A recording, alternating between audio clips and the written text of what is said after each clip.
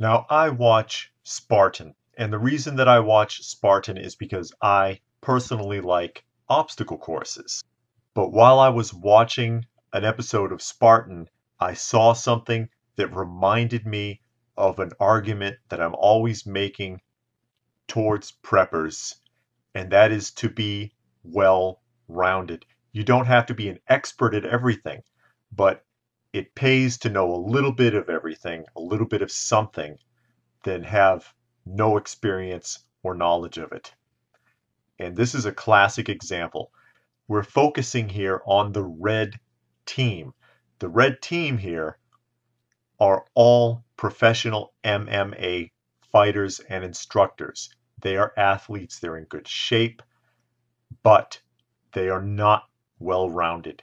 Watch what happens here. That's two team members in the water and they cannot swim. The water is not even that deep, folks, and they need to be rescued.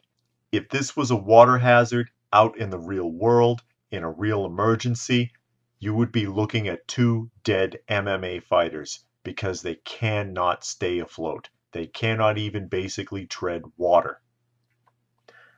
And I've had this conversation before with people when I was in Kansas that said, well, what do I need to learn to swim for? We're landlocked. That doesn't mean you can't end up in the water. And look what happens. Not even that deep. If they weren't rescued, you would have two dead athletes. A little bit of effort just to make yourselves more well-rounded. I make the same argument with paracord. Every prepper in the world will sit there and say, yeah, you gotta have paracord.